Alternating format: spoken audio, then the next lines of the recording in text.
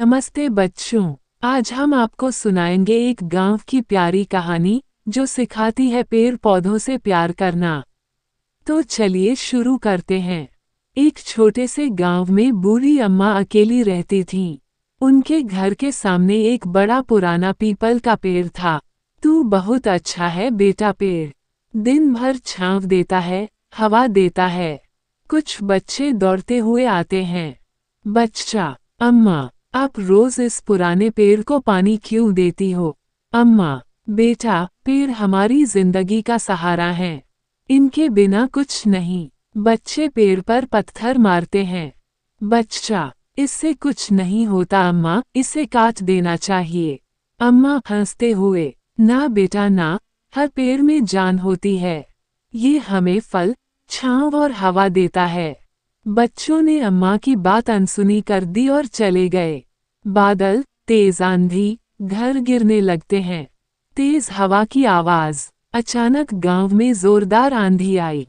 कई कच्चे घर गिर गए। सब डर गए। अम्मा अपने घर में बैठी, पेड़ हवा रोक रहा है। लेकिन अम्मा का घर बच गया, क्योंकि उसका पुराना पेड़ आंधी को रोक रहा था। बच्चे दौड़ते हुए आते हैं। बच्चा, अम्मा, पेड़ ने आपका घर बचा लिया। अम्मा मुस्कुराकर, देखा बेटा, पेड़ भगवान का वरदान है। इन्हें कभी मत काटो। बच्चा शर्मिंदा होकर, हमें माफ कर दो अम्मा, अब हम कभी पेड़ नहीं काटेंगे। गांव में एक बच्चा था आर्यन। उसे दादी माँ की कहानियां बहुत पसंद थी। एक शाम दादी माँ ने बताया, गांव के उस पार एक झील है जो रात में चमकती है। वहां जाने वाले को अपनी सबसे बड़ी ख्वाहिश मांगने का हक मिलता है। आर्यन की आंखें चमक उठी। उसने तय कर लिया, मैं उस झील को जरूर देखूंगा।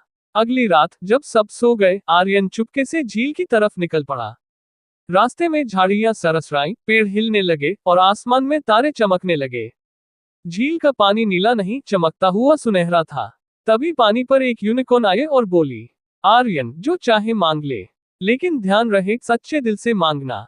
आर्यन ने सोचा, खजाना, बड़ा महल नहीं। उसने कहा, मैं चाहता हूं कि मेरी दादी हमेशा खुश रहे और हमें कभी कोई दुख ना आए।